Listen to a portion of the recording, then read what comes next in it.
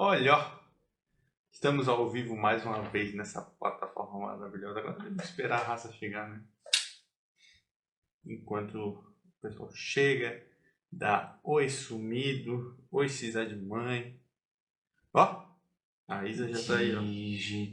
Aí, inclusive, Isa, só quero ver a hora que tu vai aparecer aí, hein? O BIM Online, o GuinTuber.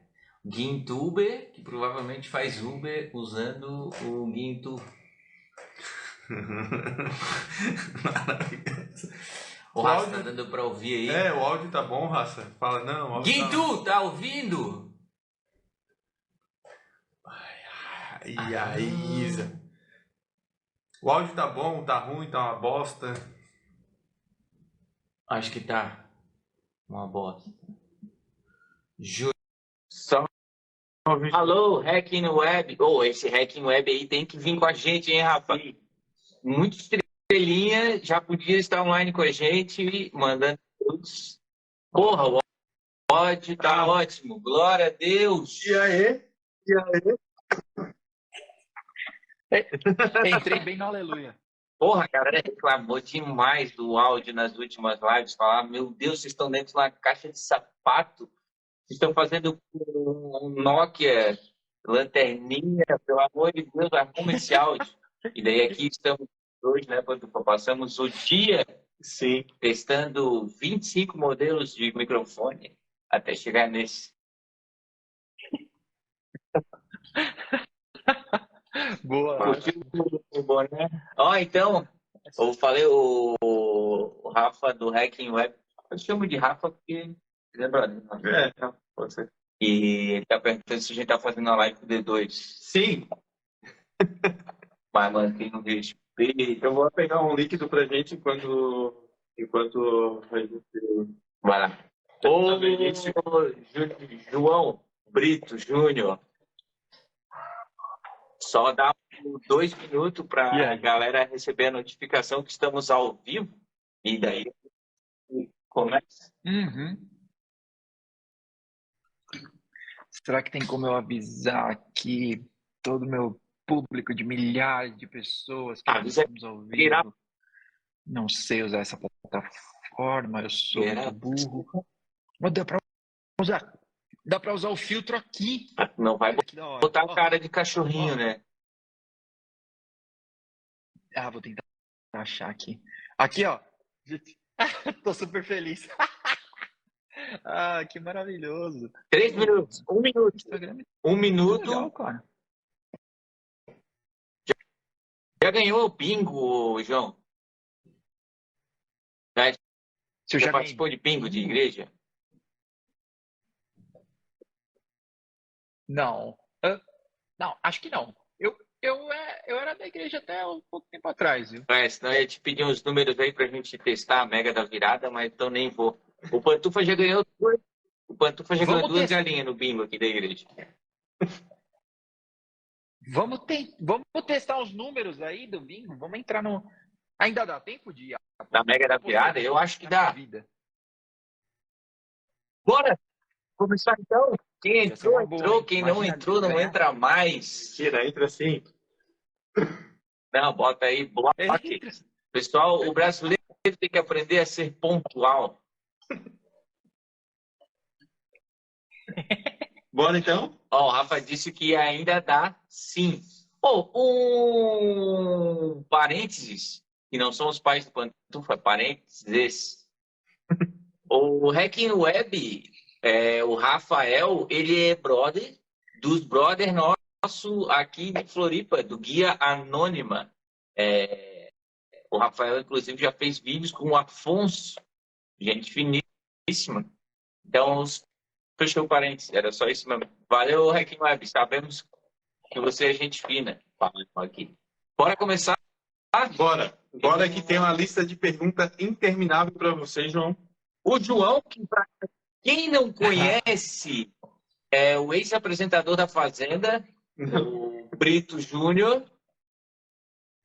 E trabalhou na Local Web, trabalhou na UOL, trabalhou na Incube, E hoje é CTO na GitHub. Exatamente. 6 aninhos, hein, João? De Gerap. Ah, João, quantos anos tu tem e quantos anos tu começou na saga aí da TI? Só pra gente ver.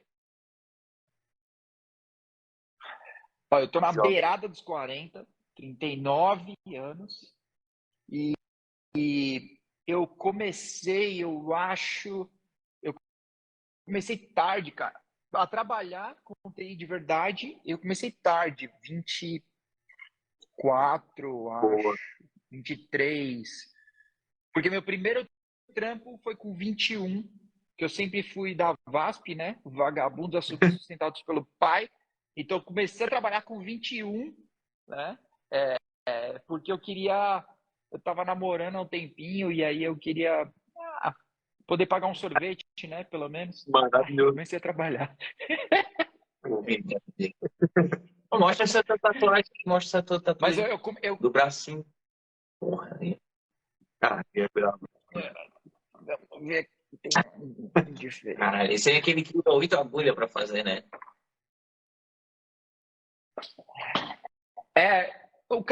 Eu demorei, cara, acho que umas 9 horas pra fazer. Essa foi a pior parte. Essas aqui com esse monte de agulhinha aqui, ó. Os caras fazem com 8 na vez ali. Dói mais que a tua depilação laser. deve ver. Não, com certeza dá, né? Depilação laser. Eu tenho vontade de fechar até aqui em cima, assim. O chefe não vai nada. Não, o chefe. O meu chefe tem mais tatuagem que eu. Tá, desculpa, o TDAH aqui é forte, tá? Se tu puder voltar pra onde tu tá. Vamos nessa. Não, eu só ia completar que apesar de começar a trabalhar com 21, eu já usava Linux há um tempão, assim. A primeira vez que eu usei Linux foi por acaso, que foi que eu comprei numa banca de jornal. Banca de jornal para quem usa o Instagram não faz ideia do que é uma banca de jornal, né? Mas procura lá no YouTube, deve ter algum vídeo explicando o que era uma banca de jornal, porque tinha uma revista que vinha o CD do Kurumin e tipo, instale esse sistema operacional e tipo, você pode ter vários jogos. É isso aí, entendeu?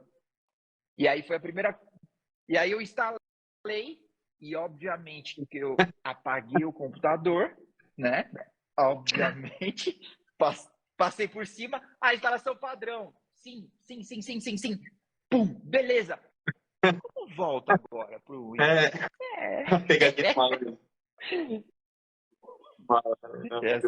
Aí a ideia o cara comprava 2 CD, né? Comprava esse do Kurumin e comprava o Debulhando Resident Evil. Isso. Como passar daquela bola. Mas, João, hoje vamos falar de hoje, para mudar um pouco a dinâmica, né, Pano? Vamos começar de trás para frente. Não, de frente para trás. Isso aí mesmo. O que acontece, João? Hoje, cara, a nova Coqueluche é aquele orquestrador famoso de containers, né? E a primeira pergunta é, como é que pronuncia aquela porra em português? Que a gente vê Kubernetes, Kubernetes. Como é que pronuncia? Cara, eu sou um ávido hater do americanismo, então eu falo Kubernetes. Então já tá o padrão brasileirado mesmo. Pra gente também, vamos manter esse padrão. Boa. Tá. Por que a gente tem muito respeito por ti ali, né? Desde que a gente começou e tal, além de ser parceiro nosso já há um tempo, é o seguinte, cara. Trabalhar com Kubernetes é muito foda. E tu montar uma parada para dar consultoria para empresas implantarem Kubernetes, cada empresa com um cenário diferente, o cara tem que ser muito pica. Para quem não tá ligado, para estudar o Kubernetes e tenta subir lá um WordPress no Kubernetes. Já vai ser um inferno. E tu começar a pegar empresas para tocar o projeto é muito fodido, assim. É muito fodido. A gente tem noção da complexidade. Então, daí a gente queria que tu falasse hoje o que tu faz na GetUp, o que a GetUp faz. Vai até parecer que a gente está fazendo propaganda. Sim, a gente não recebemos nada, né? Mas se vier o Pix, depois a gente passa. É que a gente realmente acha que é top, é um serviço muito fodido. Então a gente queria ver isso, o que tu faz lá, CTO, se tu também, como é que tu vincula o administrativo do técnico, se tu bota a mãe na massa mesmo, ou se tu manda e foda-se. Então, uma palavra, João Brito Júnior. Legal. Tá bom, combinado. Bom, ó, então, na verdade, eu coloco bem pouco mão na massa hoje em dia, né? Como vocês falaram no começo, eu tô aqui há 6 anos, mas eu não comecei a GetUp. Na verdade, eu fui contratado, simplesmente, né? E os fundadores, na verdade, eu estou no escritório, né? Então, se eu ficar falando aqui, é porque eu estou no escritório. Então, os fundadores são o Diogo, Matheus Carúcio e a Andrea Thompson. Eles são os fundadores mesmo, né? Eles começaram, a ideia era ser um passe, tipo o Heroku, tá? Mas isso em 2013, né? Então, que é antes do Docker, né? Então, foi assim que começou a GetUp, tá? Mas lá para 2015, 16, né? Foi quando eu entrei e a gente estava mudando o foco, e aí que a gente começou a fazer B2B, né?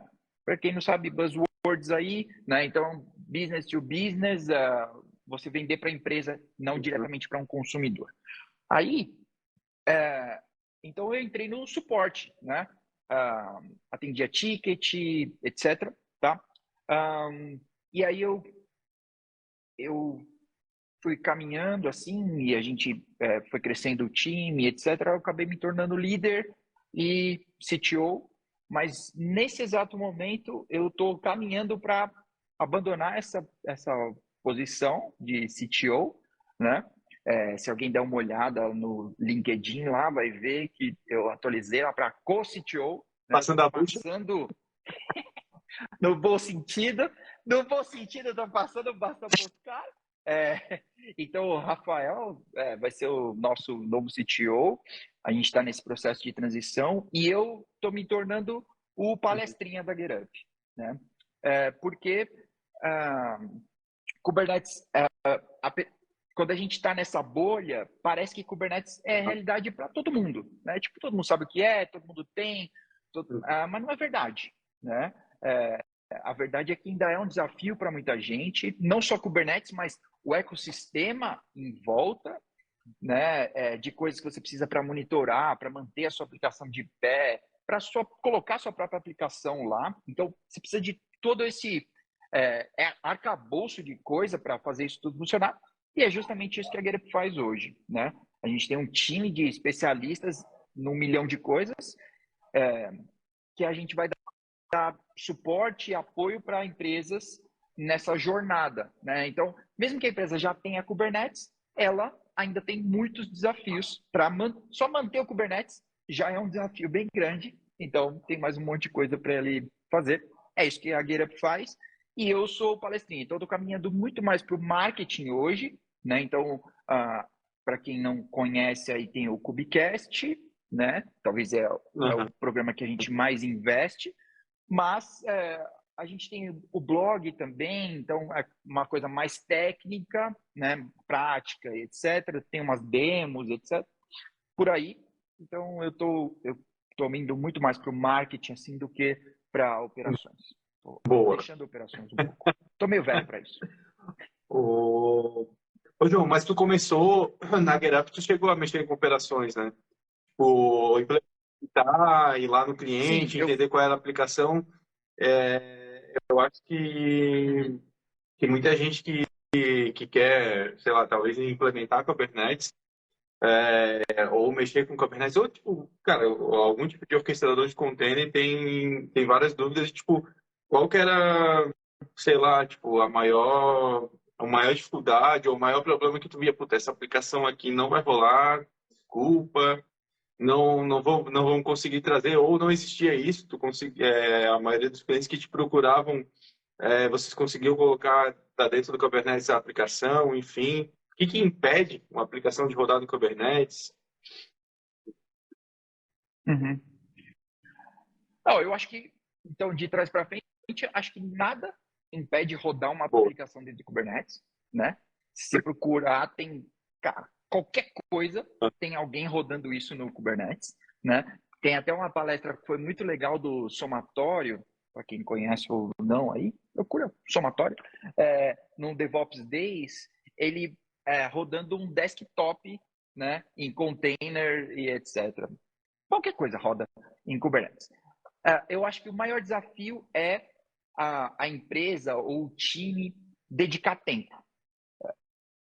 Porque, normalmente, a aplicação já existe, né? Mas ela já existe no mundo dela, né? De repente no mundo de VM ou de repente no mundo on-premises. E aí ela está rodando num formato, né? De repente tem suas adaptações técnicas, né? O seu formato ali para ela rodar. E aí, para rodar em containers, né, tem algumas regras que você deve obedecer. Ou então você vai criar novas adaptações técnicas, novas gambiarras, né? Que o Kubernetes não é muito amigo de gambiarra. Essa é a verdade, assim, né? Na verdade, Cloud Native não é muito amigo de gambiarra. Você quer fazer as coisas escalarem, toda aquela promessa do Kubernetes, tudo lindo, obedeça as regras. Se você sair muito, você vai ter muito mais trabalho e acaba que você precisa convencer as pessoas a esse mundo, né? Então, quando você fala alguma coisa sobre... Eu encontro até hoje desenvolvedor que nunca ouviu falar em 12 Factor. E é um lance que tem, tipo, 15 anos agora, provavelmente, né? Então, tipo, como assim você nunca ouviu falar, né? Como assim você nunca leu isso? Não precisa saber de cor, mas tem que entender, pelo menos, né? Então, a pessoa, muitas vezes, ela simplesmente, não, coloca o Kubernetes aí e sucesso. Não é bem assim. Maravilhoso. Não é bem assim. Mas, cara, como é que é o processo? Por exemplo, você chega na empresa, o cara quer migrar, eu quero escalar. E a aplicação do cara não tem lá, não trabalha com uma sessão do jeito certo ali e tal. Morreu o container, morre a sessão. Como é que vocês falam para o cara, por exemplo, a própria conexão com o banco, pô, o cara não usa um pool lá, tu vai subir 5 containers apontando para o mesmo banco, tu derruba o banco. E por aí vai, né? Então o cara não tem esse... Como é que vocês abordam para o cara e falam assim, não, pai, a gente precisa mexer no código da tua aplicação. Não é simplesmente pegar o teu código, embarcar no container e colocar em produção. E muita gente não entende isso, né? Às vezes é difícil explicar para as pessoas que, cara, beleza, é um orquestrador, é foda, mas tem que ter algumas regras, né? Não dá para simplesmente colocar aquilo lá. Então, como você chega a mexer no código, né? Boa. Tá. Então, esse é realmente o maior desafio, convencer as pessoas desse caminho certo, entre aspas aqui, né? Mas essa é a parte mais complexa. E não, a gente não mexe no código, mas a gente orienta o cliente. Então, normalmente a gente vai tentar participar com eles de reunião de arquitetura, por exemplo, e conversar com os caras e tipo falar assim, cara, problema simples que você citou, sessão, tá? Não dá para a sessão viver mais dentro da aplicação. Guarda no banco, põe numa fila, põe em algum lugar, né? Então, vários problemas moram na arquitetura e aí a gente tem que orientar os caras, convencer as pessoas de que provar por A mais B, e normalmente esse é o trampo de operações, né? Você tem que provar que não é aqui o problema. Então, esse é o problema de sempre, desde sempre. Então, você tem que provar para as pessoas que, cara, você quer que escale, né? Você quer... Porque todo mundo conhece, todo mundo não, mas quando você vai entrar num cenário assim de escalabilidade, de containers e Kubernetes, você normalmente vai ler cases famosos, né? Aí você vai ler o Spotify, você vai ler Google, você vai ler Pokémon Go. É sempre nesse que você vai cair para início, né? Ele fala, não, mas o Pokémon Go escalava para 1 bilhão de pessoas. Sim, mas eles fizeram a aplicação para isso. Eles construíram para isso, o banco estava pronto, a fila estava pronta, a aplicação estava pronta, né? A gente tem diversos casos de pessoas que querem colocar a aplicação lá. Não, mas esse só pode ter um container, porque minha aplicação não pode ter 2 containers dela.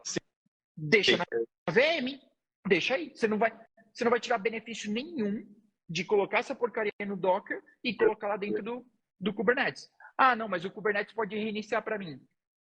Exatamente. O Clone pode fazer isso. Um script faz. Então, tipo, quer dar um passo no sentido da evolução, assim, né? Para orquestração, para escalabilidade, resiliência, tem certos padrões que tem que seguir, né? Porque você está querendo usar um framework, ele foi escrito nesse formato, né? E é o que a maior parte das pessoas conhecem hoje como Cloud Native, né? Então, tem que ter a sua aplicação tem que obedecer certas regras. Que não fui eu que criei. Se quiser ficar bravo com alguém, com alguém, não comigo. Provavelmente com o Matt Fowler, ele que criou tudo padrão. Não, e, cara, é legal ouvir assim, né, tipo, alguém tão experiente que nós somos burros, né? Então a gente vem ali da época do. Conheci o container, viu assim, caralho, pra que os caras estão inventando uma VM dentro de outra VM, tá ligado? A VMzinha. E daí o cara tem esse pensamento. E eu ficava puto, assim, porra, vou ter que instalar o SSH nessa merda, vou ter que botar no SSH dentro do container. Aí dava pau na rede, eu disse, porra! E daí ia, né, nessa luta incessante. Até que um dia, cara, minha primeira experiência com orquestração de container foi com o famigerado Docker Swarm. E, cara, a hora que eu digitei lá Docker Service Scale igual a 3, deu puta que pariu, isso aqui é maravilhoso. Que coisa linda. Primeira coisa que eu fiz, vou botar um MySQL escalar. Rapaz, deu tanto pau no banco, tanto dados duplicados, assim, meu Deus. Vamos pensar, talvez um Postgres, o MySQL não seja uma boa escalar assim, né? Enfim, e daí que eu comecei a entender assim, não, beleza, o que é um container? Por que os malucos inventaram a porra do Dockerfile? Por que os malucos estão escalando? Aí, cara, eu caí num artigo muito bom, que eu não vou lembrar, que era o cara comparando, né, vida útil de uma VM com a vida útil de um container. E, tipo, que o container, ele é criado para morrer, tá ligado? O container. E daí eu assim, mas como é que eu vou persistir essas merdas? Onde é que eu vou... inclusive, foi quando eu aprendi essa palavra persistir, que antes para mim era salvar em disco. Aí eu disse, mas como é que eu vou salvar essa merda? Onde é que eu vou salvar meus arquivos para o usuário que dá no upload? Aí entrou num outro problema, que é, tipo, como é que eu vou montar um disco dentro de vários containers, sendo que eles estão em nodes diferentes? Então...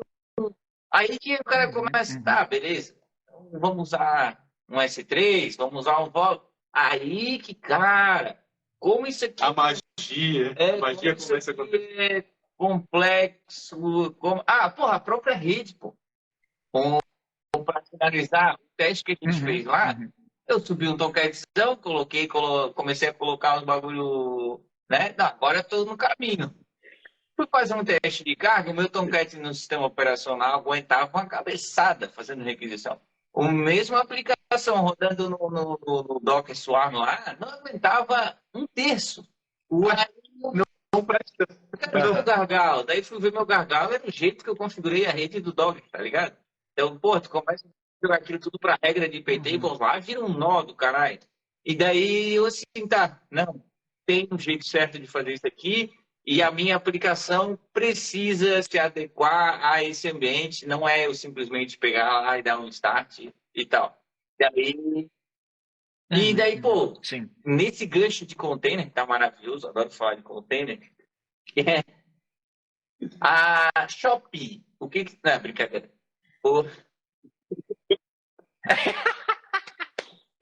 Nunca eu queria saber como é que vem os containers da Shopee. Não, brincadeira. O seguinte, tu acha, opinião pessoal, hein?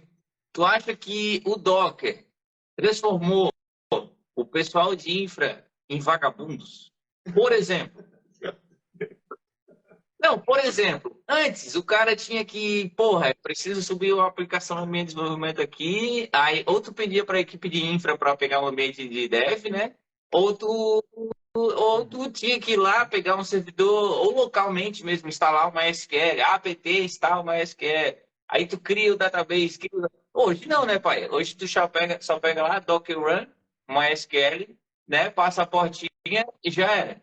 Né? E isso para todo o serviço web. É para Redis, é para MySQL, é para qualquer serviço. Um Jenkins, vou subir o Jenkins aqui, Docker Run, enfim, já sobe o maluco do Jenkins ali. Então, é isso aí que eu queria saber. Tu acha que o Docker está deixando o pessoal de infra e desenvolvedor também mal acostumado ou não? Na verdade, eu acho que não. Na verdade, eu acho que é o contrário, porque tem que saber um monte de coisa, né, para poder fazer e dar certo. Né? Como você disse, tipo, cara, até outro dia a gente tinha um monte de receita. Cara, eu tinha Google Docs, tipo, subir o Tomcat. Eu já tinha um arquivo que eu Ctrl+C, Ctrl+V, Tomcat lindo. Nunca mais eu voltava naquela VM. Agora não, né? Agora cada aplicação é uma aplicação, o desenvolvedor tem que participar disso. Então, o ambiente, né? Você não vai socando tudo lá dentro de um único Kubernetes, né? O seu cluster, qualquer que seja, né? Desde que seja Kubernetes. Então, você não vai socando lá tudo no mesmo cluster, aí tipo, beleza, o cara vem pedir uma nova coisa, uma nova aplicação, um ambiente novo, aí você precisa subir um cluster novo, né? Aí já começa a misturar coisas na sua nuvem lá, e aí você começa a pensar em, tipo, como que eu estou tagueando as coisas para poder dividir custo, e aí começa a falar de FinOps, e aí tipo, você entra em outros buracos, e aí tipo, putz, mas eu só queria subir um MySQL. Então tem um monte de coisa para você resolver. Porque parece para mim que a gente voltou a ser o full stack, né? DevOps, cara, a gente perdeu essa guerra, né? Então, operações, continua sendo operações, mas a gente voltou a ser o full stack de operações. Então, você tem que saber sobre redes, né? Você tem que saber sobre storage, você tem que saber sobre sistema operacional, o que até pouco tempo atrás a gente tinha subdividido tudo, né? Então, tinha o cara que tinha CCNA, tinha o cara que tinha LPI e tinha o cara que tinha, sei lá que certificação é a de storage, né? Mas, e agora não, agora você tem que saber tudo de novo. Agora você tem que saber sobre o plugin de rede, você tem que calcular a máscara certa, né? Quantos clusters de EKS já não teve que subir de novo porque não dá para escalar. Então, tipo... Quem nunca? Tem muito desafio. Quem nunca? Quem nunca? E o que tu acha? Porra, eu acho, ele é maravilhoso. Pô. Então, já que agora tu tá... Eu gosto de puxar pro lado negativo, né? Então, assim, o cara que virou DevOps, beleza, ele teve que aprender o inferno, né, na Terra. Entretanto, isso foi muito absorvido pelas cloud providers, né? Tipo, se tu pensar na época que não tinha AWS, que não tinha Google Cloud, enfim. A galera tinha data center em casa, né? Então, tu tinha o cara que cotava servidor, o cara que fechava contrato com o maluco da energia para ver se o no-break ia entrar, se o gerador ia entrar, o cara que ia no posto pegar o diesel no final de semana porque estava de plantão e faltou luz, né? O cara que ia lá e montava o servidor, tipo, esse cara, assim, tem lugares que ainda tem data center ali, on-prem e tal, mas, né, as empresas que estão nascendo, porra, eu posso falar uma merda muito grande. Eu não vi mais nenhuma. Eu não vi mais tipo, uma empresa nascer, não, eu quero data center dentro de casa. Os caras já vão, tá? Oracle, Aham. vão cotar a AWS, vão cotar e tal, e geralmente compensa, né? Então, esse cara que veio dessa parte raiz, de ter que ir lá configurar o ativo de rede, configurar um roteador, anunciar PGP, configurar, né? Esse cara, ele entra na cloud e ele fica assim, ué, como assim? Eu vou criar uma sub-rede com 2 cliques, tá ligado? Aí, Aham, aham. enfim, o DevOps, tu Mas, acha então que ele pegou esse maluco, jogou pra dentro? Esse cara que não quer virar DevOps, o que aconteceu com esse sysadmin mais raiz, assim? Pô, que pergunta, Jô Soares. então,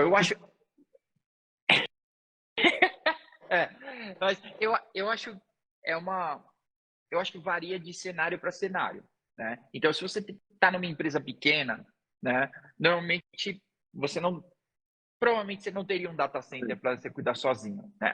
Mas hoje você tem, né? Você tem lá a sua AWS, você tem que cuidar sozinho. E você vai ter que criar rede, você vai ter que criar storage, você tem que entender como essas coisas funcionam. Mas os desafios são controlados, né? Em teoria. Agora, se você está administrando um banco, né? Provavelmente tem o cara que cuida da rede da AWS, tem o cara que cuida de Sim. storage na AWS, tem o cara. A gente ainda tem essas funções. Então, eu acho que ainda existe espaço para os especialistas. Acho que tem problemas que só os especialistas vão resolver, mas tem uma facilidade que a nuvem trouxe que você usar um Terraform, um Ansible, por exemplo, né, você consegue evoluir aquilo de uma forma um pouco mais gradativa, né, que a gente não fica mais naquela correria que era operações, né, de tipo descer correndo no data center, rebootar uma máquina no dedo, colocar o monitor e o teclado lá para ver o que foi que aconteceu e aí você vê que kernel panic, e aí você rebuta e fica tomando pau. Então, tipo, esse problema não existe mais, né?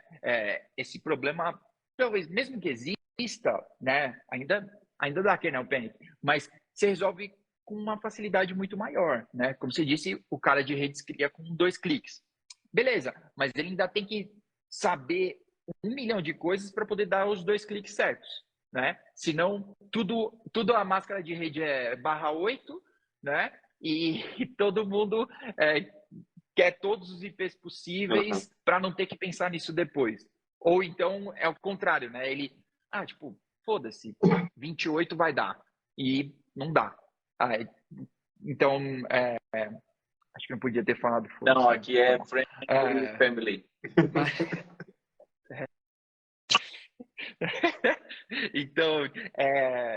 então, acho que é mais ou menos isso. Tipo, ainda tem muitos desafios. Até porque lá na AWS, o data center deve ter algum maluco indo lá com CD para dar reboot. E, cara, eu acho que tem muita empresa grande no Brasil, e nomes grandes, né? E tem data center on-prime, tem muita estrutura por aí, tem muita. Tem um monte. Não vou ficar falando de empresa aqui. Metade dos meus clientes hoje. Metade dos meus clientes hoje Sério? são on-premises. Então, metade dos meus clientes hoje. Então, tudo tipo, cluster cara, tem de um muita nó de sol de Kubernetes. Não é. O pior é que não. O pior é que não. Mas ainda tem. Então, eu acho. Não, acho que todos são VMware, se eu não me engano. Mas, mesmo assim, ainda tem os super usuários de VMware e tem os que usam no clique, né? O VMware. Cara, maravilha. De tudo. Massa. Legal. Pô, massa, cara, saber que tem essa galera usando o Kubernetes on-primes. E, inclusive, a gente conversa muito com as pessoas, né? E o pessoal normalmente pergunta, putz, estou ouvindo Kubernetes on-primes ou algum serviço de cloud? O Hudson Coutinho perguntou isso aí. Isso exatamente. O Hudson Coutinho até mandou uma pergunta. EKS ou Kubernetes mesmo, tipo on-primes, tá ligado? Como que tu normalmente escolhe, ou qual é o ponto de decisão, assim, puta, vamos para esse lado ou vamos para cloud ou não? Tu prefere cloud? Como que acontece normalmente? Tu gosta mais de cloud ou simplesmente tu Cara, gosta mais de Kubernetes o EKS, da AWS, enfim, ou o Kubernetes on-prem? cara, se eu posso escolher e se o on-premise não existe, né? Porque se o cara já pagou, aí já era, né? Não tem mais escolha. Essa escolha não existe mais. Mas se ele não comprou ainda, eu diria vai para a cloud, né? Na nuvem você tem uma agilidade que no on-premise é muito difícil de você atingir, tá? Eu não estou dizendo que não dá. Eu tenho certeza que vai ter algum engenheiro de redes que vai estar ouvindo e vai falar: eu faço tão rápido quanto faz na AWS. Provavelmente você faça, mas quantos precisam? E quando você tiver de férias, quem vai fazer? A API da AWS não tira férias. Ela cai, às vezes, mas ela não tira férias. Então, tipo, cara, você Terraform e Apply funciona, entendeu? Então, eu iria de Kubernetes na nuvem, né, o gerenciado, entre aspas, eu iria Boa, sempre na boa. nuvem, assim. Kubernetes on-prem roda em VMs ou em cluster VMware, né? Tá rodando um monte de VM separado ou possivelmente no VMware? É, se eu entendi bem, então, tipo, se é bare Isso, metal, exatamente, né? Tipo, se é cada máquina. Eu tenho esses dois tipos, mas a maior parte é em mais VMware fácil de direto mesmo, gerenciar. né? Então, que o cara tem o hack lá, um monte de blade, então o VMware cuida da máquina. Porra, agora pergunta boa, hein? Pergunta aí de certificação. Que eu não sei a resposta, tá? Se tu tem no ambiente VMware ali, montasse um cluster Kubernetes, 5 nodes, então tu tem 5 VMs, certo? Como é que tu, por exemplo, escala isso automaticamente? Começou aqui, eu quero agora 6 VMs. Como é que tu faz essa integração? Ou não dá para fazer? Dá para fazer, né, com VMware atualizado, tá? Mantenha seu VMware atualizado, mas a API do Kubernetes fala com a API do VMware e ela provisiona mais máquina. Então, assim como ela pode fazer, então por isso eu gosto de lembrar as pessoas que tipo, nuvem não é só AWS. A VMware OpenStack é nuvem, né? Se você mantiver ela direitinho, ela funciona tão bem quanto a AWS. Foi o que eu usava lá no... Não, tu usava outra carne, não. Pô, eu usei uma, cara, no fornecedor, eu não vou falar o nome, mas pô, não, foi foda, os caras prometeram uns rios e não sei o ditado. Prometeram rios e entregaram fotos. Não.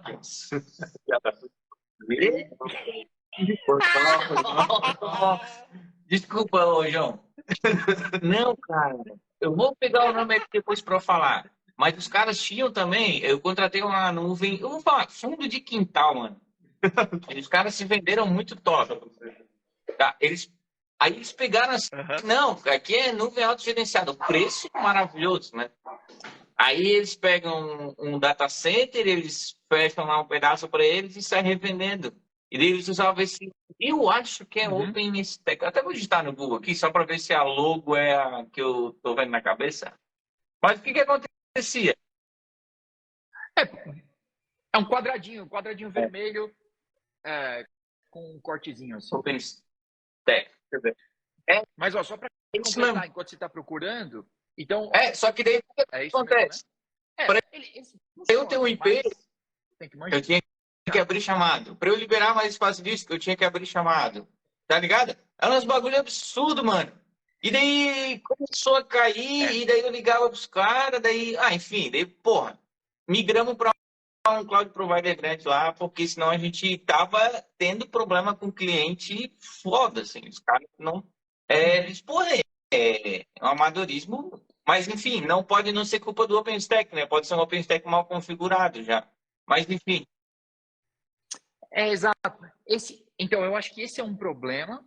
Eu já vi essa oferta aqui no Brasil aos montes, assim, né? Eu não sei fora, deve ter também, né? Mas eu só não conheço.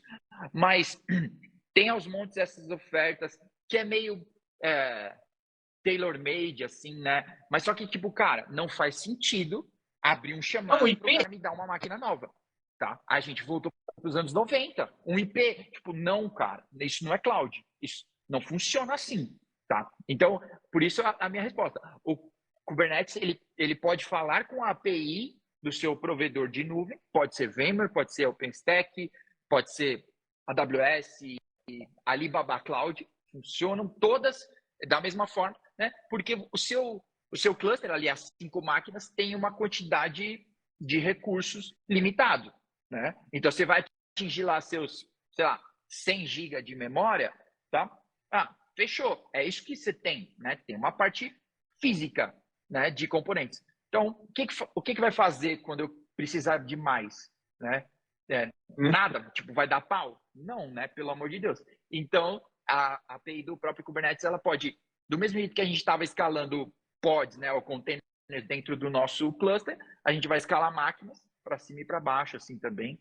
A resposta que eu nunca tinha parado para pensar e nem falar é quando roda um Price, sabe eles como é que escala a VM e agora, pô, via API da VM, via API do OpenStack, aprendizado, isso aqui já é o que eu vou levar dessa live hoje. Bom, João. Então estamos deslogando aqui, pessoal. Valeu. João, a gente sabe agora que tem um monte de gente on-premise aí, pelo menos uma grande quantidade de clientes, e não puxando o saco de cloud, pelo amor de Deus, longe disso, a gente mexe com todas, mas tem alguma... A menos Às vezes que eles paguem muito bem, a gente está de boa, tranquilo. Mas tem alguma preferência que, tipo, a maioria dos teus clientes estão, AWS, OCI, River, sei lá, tem uma massa... Não, os clientes que não são on-prime estão... Puta, eles preferem a AWS por X motivo. Ou o Kubernetes da AWS, ou o Kubernetes lá da OCI, enfim, do GCP. OKE, KS. Tem um monte... Essa sopa de letrinhas do Kubernetes. Essa é a verdade. Tem. Então, eu acho que, na verdade, não tem uma preferência assim. Acaba que as empresas já têm algum contrato, né? Então, já tem alguém da Oracle que já fez um lobby lá e vendeu, já tem alguém da Microsoft, ou então tem algum hipster, né, que está usando o GCP e aí o cara, vamos tudo de Google. Mas não tenho nenhum que funciona muito melhor e outro é muito pior. Todo mundo num desvio aqui que tá mais ou menos a mesma coisa, assim. O Google, ele se destaca um pouco, né? Mas veio de lá, tem um histórico, assim, com o Kubernetes, né? Parece funcionar um pouco melhor. Mas todo mundo está mais ou menos na mesma, né? A gente tem cliente até no DigitalOcean usando o DOKS, se não me engano. DOKS, né? Aí, ó. Não, ele fala muito bem. Cada LS que ele dá no terminal, ele demora 2 horas para ver as pastas que tem lá dentro. LS. Tem uma latência, João, mas não dá nada. Boa, João. Mas, ó, se você já trabalhou antigamente, vocês já devem ter pego isso. Você estava na sua máquina, aí você, tipo, via VNC, alguma coisa assim, você logava numa máquina remota que ela estava logando em algum lugar. Então, era assim que a gente digitava. Se você digitasse rápido, você tinha que esperar aparecer tudo para ter certeza, e aí você tinha errado, e aí você voltava. Como assim? E não colava, né? E não conseguia colar da sua máquina direto para o VNC, lá para... Cloud Revelação. Pô, devia ter um prêmio, né? Melhores do ano. Cloud Revelação. Qual é a cloud que tu acha que é muito subestimada pelo pessoal de TI e que tu, assim, porra, isso aqui não é tão ruim assim? Eu tô pensando. Acho que é DigitalOcean. Sério? Obrigado, João. Eu acho que é subestimado, porque todo mundo sempre fala, as grandes 3 clouds, né? AWS, Azure e Google, né? Oracle vem correndo por fora, muito mais por um nome, Oracle, assim, né? Mas, pessoalmente, não tenho muita experiência e pessoalmente, eu também tenho um pouquinho de ranço do Oracle. da Oracle, né, da marca, tá? Um beijo, Oracle. Mas eu acho que o DigitalOcean é subestimado e funciona, tipo, que é uma maravilha, assim. Boa aí. Isso aqui é uma maravilha. Maravilha. Só não gostei da tua colocação da Oracle. Vamos deixar aí para o episódio 2. João, se soubesse a disputa entre eu e ele de OCI e DigitalOcean... É um Chevette contra o Fusca subindo o morro. Obrigado. Maravilhoso. E aí, próxima pergunta. Cara, não tem. A gente está olhando para baixo porque o nosso roteiro é um notebook embaixo do celular, tá? Mas em nenhum momento a gente está com déficit de atenção. Rodar Kubernetes, banco de dados em Kubernetes. Instalar Postgres no Kubernetes ou MySQL no Kubernetes. De 0 a 10, qual é a merda que vai dar? Qual é a merda que vai dar? Eu ia responder 12, mas... Cara, essa resposta é um pouco longa, mas o que acontece? O MySQL e o Postgres não foram construídos num mundo cloud native. Então, o que a gente estava falando de aplicação lá no início, vale para agora, né? Quando você falou, vale exatamente para agora. Eu queria subir o MySQL, escalar vários containers, todo mundo plugado num único disco. Porque parece a primeira decisão, né? Tipo, poxa, se eu posso escalar minha aplicação, eu vou escalar meu banco de dados e todo mundo escreve e lê de um único disco e simplesmente funciona. Exatamente, que não é assim. Não é assim que funciona.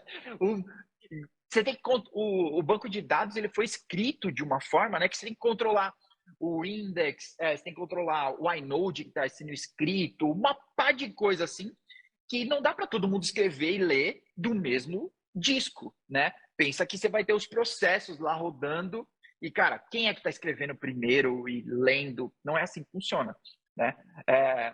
Mas tem saídas para isso funcionar. Então, no caso do MySQL ou Postgres, né, tem um tipo de deploy que se chama Stateful Set, feito para isso, mas tem saídas mais elegantes, que são bancos de dados que foram construídos para Kubernetes. Então, por exemplo, para o MySQL tem uma alternativa que se chama Vitess, que ele tem o mesmo jeito de plugar, né, a mesma engine assim, do MySQL, né, mas ele foi feito para Kubernetes, então você roda ele escalando para cima e para baixo lá dentro do Kubernetes, como se fosse uma aplicação normal, mas é um banco de dados e é MySQL. Tá? Mas do Postgres, então se alguém quiser procurar depois, tem uma apresentação numa KubeCon de um cara que se chama Mr. Postgres, então acho que ele tem um certo know-how para poder falar, tá? E ele fez uma apresentação mostrando a performance do Postgres, né, de bare metal para containers, tá? E, cara, uma perda de... Eu não sei que nano... Ou escalando também, conseguindo escalar. Conseguindo escalar, porque ele tá usando esse formato, né, Stateful Set. Então, ele está escalando isso, dando conta das coisas que precisa dar conta, né, do throughput, mas dentro do próprio cluster. Tá? Porque a gente pensa, né, olha só, você tem o bare metal, você tem a máquina propriamente, aí a gente está virtualizando, então toda nuvem tem um virtualizador, X, não importa, né, o Hyper-V, né, por cima da máquina, e a gente está colocando o container ali, não é um virtualizador, mas é mais uma camada aí por cima que a gente está colocando, né? E aí, tipo, eu vou perder em performance, né? Mas, cara, o que a gente ganha com Helm install Postgres não tem performance que verdade. E muitas vezes você tem que provar, né? Então, vamos perder um pouco de performance, que é um pouquinho para ganhar essa ferramenta, né? Essa agilidade. Né? É difícil, já passei por situações que tinha que provar e quando a pessoa é um pouco mais cabeça dura, não consegue. Mas boa O Vitesse eu já li, já conheci, já fiz alguns testes e realmente é uma ferramenta que, putz, é uma mão na roda ali para. É que a gente pensa assim, puta, vamos migrar para Kubernetes. Pô, vou levar o mais quieto para Kubernetes. Mas na hora que mata o container, shutdown, meu amigo, a chance de corromper a parada, a chance de dar merda, a hora que tu escala, putz, vai dar tudo errado. Então, realmente, é o que tu falou. As aplicações têm que estar preparadas em si para escalar ali dentro, para sobreviver dentro do Kubernetes. E aí vem essa solução. O Vitesse é uma solução fácil. Eu tive um cliente que ele tinha eu vou contar aqui porque já faz muito tempo, ele já atualizou a aplicação, mas era assim, a aplicação, quando ela ia subir, ela testava se o banco estava no ar, tá? Para poder subir. Então, vocês já devem estar imaginando que em algum momento ela foi subir e o banco estava down. Só que ele tinha um único banco de dados e cada aplicação plugada nesse banco tinha tipo 1000 containers para mais, assim, né? Então imagina isso tudo rodando no cluster, enquanto tá rodando, ninguém tá tocando, tá beleza, né? É o chevette na descida, pá, ninguém segura.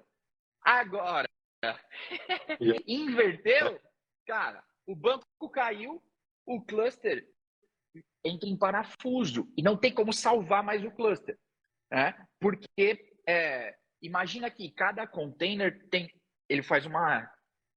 ele checa lá no banco, o banco tá down, a aplicação toma pau, o container morre. Avisa a API do Kubernetes, o container morreu. A API, esse container morreu, vamos subir de novo. Mais uma chamada na API. Isso vezes 1000 vezes e fica nesse loop, porque o banco ainda tá down, cai tudo. A API do Kubernetes, inclusive, e você não consegue sequer logar no cluster. Isso aí, maravilhoso. Uma situação que eu queria passar um dia, rapaz. Bem no... Que da hora. Que aula, meus amigos. Que aula.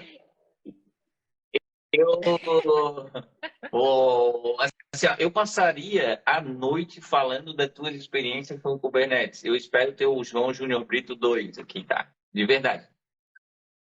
Tá bom. Mas assim... Combinado. Analisando o teu LinkedIn, que é o nosso trabalho de briefing aqui, né? Antes de entrar na live, a gente stalkeia o nosso convidado. E daí não tem como deixar de notar que você trabalhou na local web. Quem é que teve a ideia de botar as VPS para vender?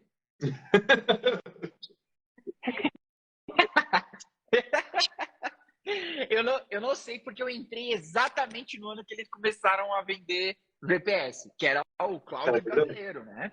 Tipo, vamos bater a AWS. Tipo, é muita confiança. Só esquecer de combinar com a AWS. Não, que? Eu chegar e bater com o Rodrigo Hilbert, né? Não, Fernanda Lima, para com isso. Porra. Não, né, meu amigo? Poxa. Mas eu não sei quem teve a ideia. Eu fazia lá no local web, agora falando sério. Pelo local web, querendo ou não, o pessoal fala muito mal, mas eu cheguei a contar uns serviços com eles, e eles, vamos ser bem diretos, né? Eles tratam bem quem tem grana, assim. Porque a partir do momento que tu tá no varejo, né? O varejo, tu entra no site, pega teu serviço, sobe, foda-se. Tu entra lá na vala comum de suporte. A partir do momento que tu fala com um consultor, tu pega um consultor ali e tu vai atrás de, porra, não, eu quero um serviço que não cai. Aí os caras vêm para uma linha ali, igual carne, né? Vem a linha Premium Gold, né? Que é uma linha que tu tem um suporte 24/7, que o teu serviço está numa infraestrutura com redundância bem diferente do que eles vendem no varejo. Então, só que essa galera que tem a infra nesses lugares mais premium, não estão na internet xingando a local web, eles pagam por esse serviço. E o varejo da local web é muito grande. E é a galera que se incomoda e é a galera que está xingando nas redes, né? Isso. No Twitter? No Twitter e tal. Puta falta de sacanagem.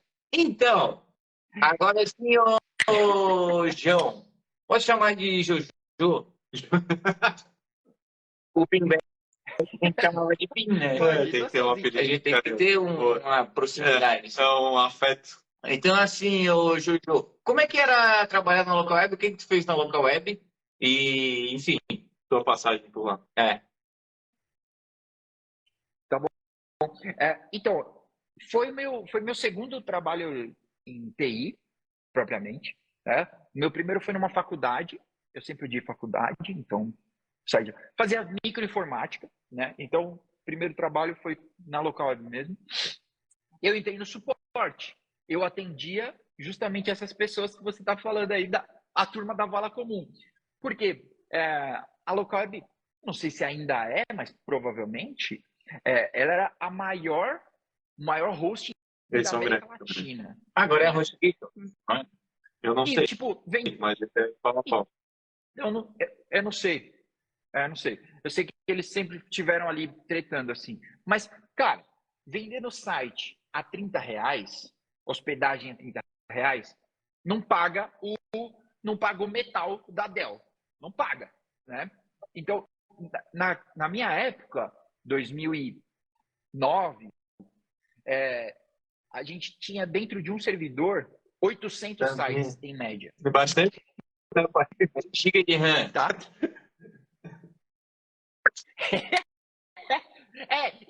Tipo, imagina, cara. Imagina o Apache dessa porcaria, né? Como é que ficava, uma zona e tudo mais. Mas só que eu acho que as pessoas têm que pensar também do lado contrário, né? Tipo, cara, eu tô no UberX, mas eu não quero andar de Logan. Não pede o X, né? Quer andar de Corolla, pede o Black. Exatamente. E paga pelo Black, né? Faz parte. Eu entendo que eu tô falando agora, né, de uma perspectiva, mas você é o CTO aí e tudo mais. Tá, beleza. Mas, tipo, você paga, você tem o que você paga, né? Faz parte, né? Viva o capitalismo. Sinto muito, boletos. Mas é isso. Então, tipo, eu trabalhava no suporte, tá? E aí tem uma história engraçada, acho que eu já contei no Cubicast, que quando eu entrei, eu não sabia, eu pensava que eu ia trabalhar diretamente no terminal, assim, eu pensava que eu ia ser sysadmin, né? Mas não era exatamente isso. Eu ia atender telefone, tá? Atender suporte, as pessoas ligavam e você resolvia lá na hora. Só que quanto mais nervoso eu fico, mais gago eu fico. E aí, no primeiro dia de trabalho, tá? Eu sentava aqui, meu chefe sentava exatamente atrás de mim, no bom sentido, na mesa dele. Pode tu fazer atrás de mim também. Então, beleza. E aí, eu terminei, tipo, 2 ou 3 atendimentos assim. Aí ele vem aqui do meu lado, tipo, papagaio de pirata. Posso falar com você um minuto? Eu, caramba, pode, fala. Aí ele, por que você não falou que era gago? Aí eu, porque eu não sou. Porque eu não sou gago. Aí ele, agora você não é, mas você é gago no telefone. Que? E aí ele mostrou a gravação, né? Então, cara, eu não tinha essa resposta naquele tempo, né? 20 anos atrás. Mas era porque eu estava simplesmente nervoso, né? E aí ele me deu uma segunda chance, que era ficar no chat, tá? E aí eu me lembro dele falar para mim assim, se tu gaguejar no chat, você vai embora, tá? Então, nunca meteu um kkk.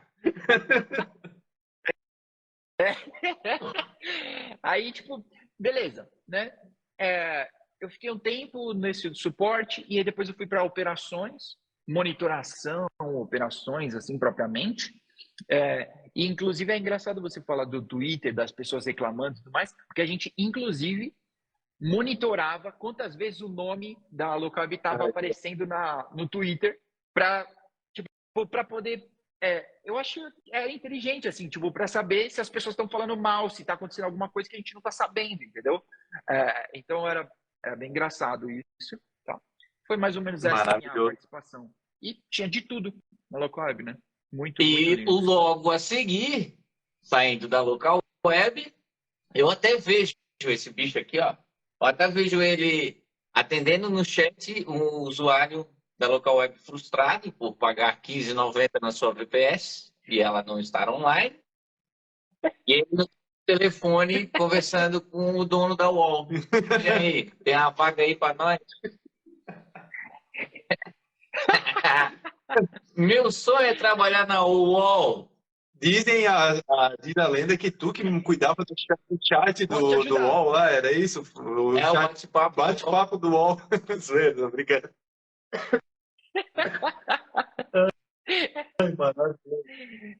Cara, a minha passagem pelo UOL não foi exatamente assim. Eu passei pela Incube antes, uma incubadora de startups, né? Mas como toda boa startup, ela queima todo o dinheiro que ela tem e ela quebra, né? Startup raiz. Quebrou, fui embora. E startup raiz. E era a primeira vez que eu era demitido na minha vida, então eu fiquei desesperado, né? Pagava aluguel, como todo bom sysadmin. E aí fiquei em desespero, tipo, meu Deus, eu vou morar embaixo da ponte, não vou ter mais internet via cabo e a vida vai acabar. Então eu peguei o primeiro emprego que apareceu, uma terceirizada, né, que contratava para o UOL, e aí eu trabalhei no UOL durante 6 meses, tá? E aí sim, durante 6 meses no UOL, é que eu trabalhava no UOL procurando outro emprego. Durante 6 meses eu fiz 30 entrevistas e eu cheguei até a GetUp. 6 meses, 30 entrevistas. Fiz entrevista de todo quanto é jeito, de tudo quanto é tipo, até chegar aqui na GetUp. Maravilhoso, João. Tá, então... A gente fez ao contrário dessa vez. A gente falou... Foi ótimo, cara. Maravilhoso. Real, assim. Tá, hoje, na UOL ali, tu não chegou a botar a mão no terminal? Então, no UOL eu trabalhei num setor interno, era como se fosse... Era do billing, mas do próprio UOL, né? Então era um lance mais...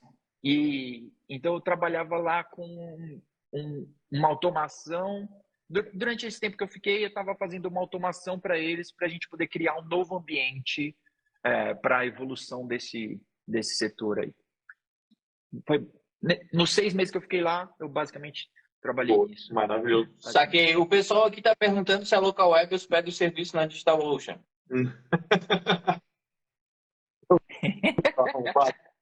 Cara, sempre tinha isso no Twitter, né? Porque caía o site de um monte de gente e o site da Local Web tava no ar, né? E tipo, porra, vocês não hospedam... A única coisa que tu começa a dar pau em Bitbucket e essas empresas grandes, o cara vai lá, mas é um tropeço da AWS, ó. Vamos lá. Vai na cidade, mãe, faz seu nome agora. Então pode me dar licença? Posso, por favor. Ô, João, chegou o momento mais aguardado da nossa live, que é o desafio das portas. Conhece? O desafio das portas consiste em eu te falar um serviço ou porta e tu ter que falar o serviço ou a porta. Entendeu? Não, tu tem que ficar olhando nos meus olhos aqui agora, que é o nosso inteligência artificial aqui, da quinta série, vai olhar se tu tá olhando para outro lugar a não ser o buraquinho da câmera. Certo? Então vamos lá. Tá bom. Os 2 participantes, por enquanto a gente tem um ranking aí com os 3.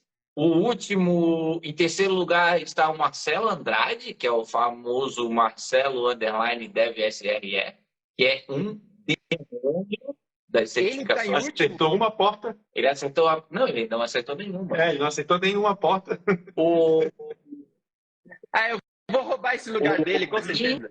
O Binho acertou 2, né? 3 portas. 33 pontos ele tá. E agora a gente vai participar aqui com o João. Então, porra, mas assim... É que tu é o terceiro participante da live, né, João? Então... O cara que colocou a lista de porta de hoje, ele é uma mãe. Tá? É verdade. É uma mãe, inclusive o Code Island, que está comentando aqui, ó, ele fez uma porta errada ali. Ele tá falando tudo errado pra tu. lá, começando, qual é o serviço que roda? Logicamente, por padrão, né? Nenhum arrombado foi lá e trocou a porta. É a porta default da documentação. Então, assim, primeira porta é a do MySQL Server. Pô, o Code Island quase deu Aí. zica, mas é 330. Empatou. É a pegadinha. Esse Code Island, a gente conhece o rapaz, ele é um DBA fudido aqui em Floripa. Exatamente.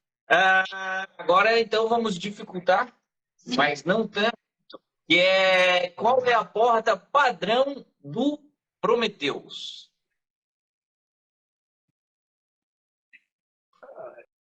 Não olha para o lado, olha para mim. Puta, não sei. O pior é que eu não sei. Eu não sei.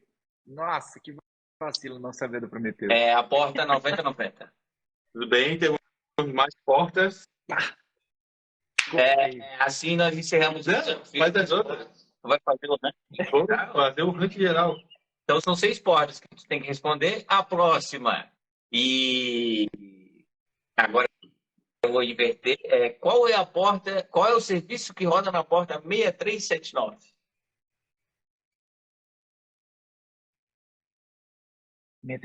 Gênio! Parabéns, Muito João. bom. Pegamos o lugar do PIN. Agora, porra, esse o bicho vai lá. Qual é a porta padrão do Kibana?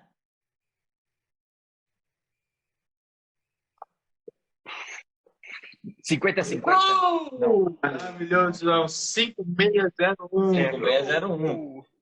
E, porra, agora vem um clássico da internet brasileira que rodou muito bug durante os anos ali 80, 90, que é... Porra, essa que é ridícula. Qual é a porta padrão do Apache Tomcat? Do Apache Maravilhoso. É mais fácil que empurrar a avó da escada. E agora? Por último, mas não menos importante. Por último, não menos importante, Pantufa, que é qual é a porta, qual é o serviço que roda na porta 9200?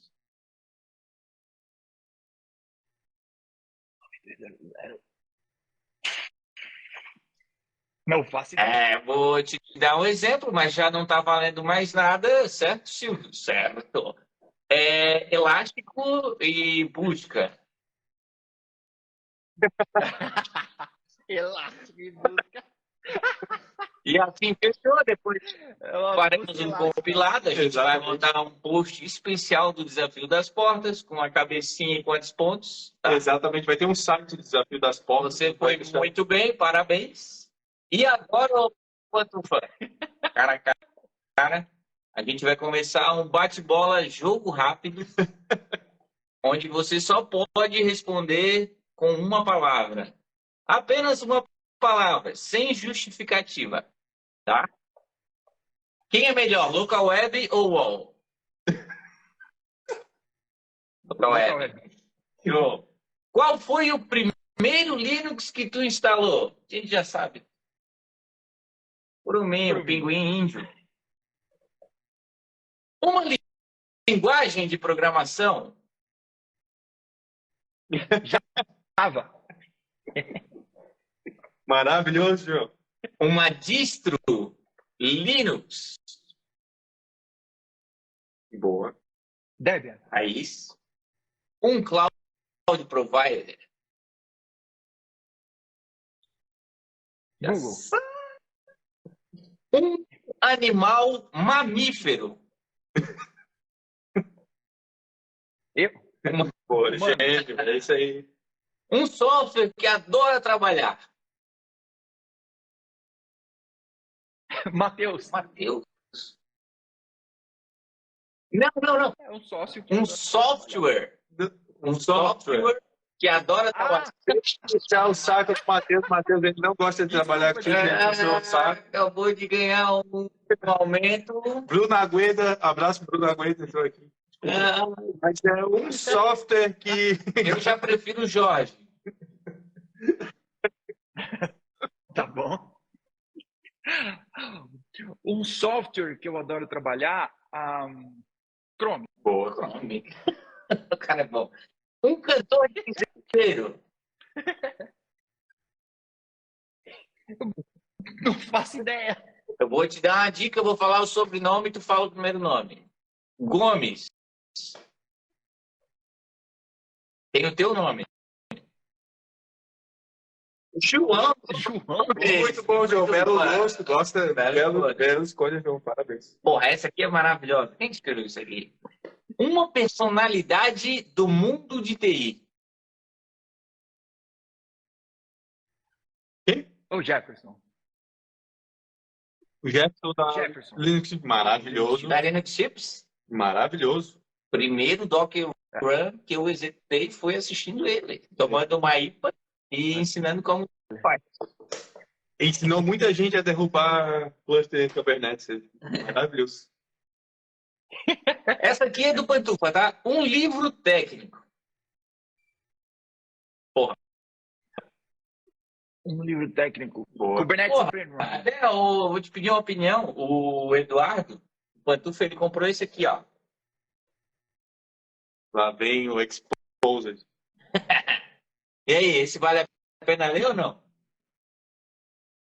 Boa. Vale demais. Aí, Vale. Vamos leiloar aqui no... O Code Island aqui, o nosso capim, ele falou uma real. Tu escolheu a linguagem Java e um software Chrome. Assim, né? O container de memória tá vindo da Shopee, né? Para trabalhar legal. Exato. E ó, detalhe, eu não programo uma linha de código, tá? Eu não falo mal de Java. Agora, vamos lá. Essa aqui vai ser... Ó, vai vir agora para finalizar duas. Uma que tu vai ganhar o teu patrocínio agora pro resto da vida, igual o Ronaldo com a Nike. E outra que provavelmente tu vai penar para responder. A primeira, a Easy, tá? Uma marca de bicicleta. Qual? Focus. Focus. Qual que é a bicicleta mais barata que eles têm? De entrada, o Celta das bikes. Eu não...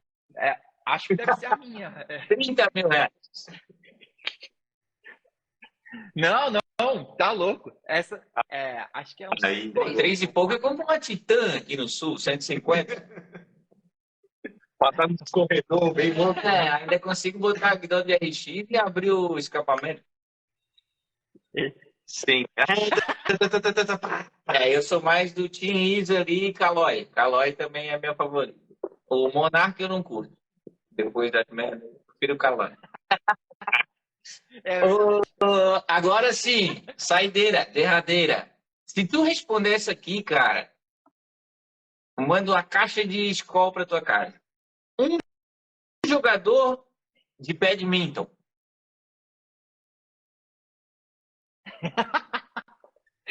Pô, nem o chat GPT não vai saber essa. Nem cara, vamos ver se o chat GPT vai saber.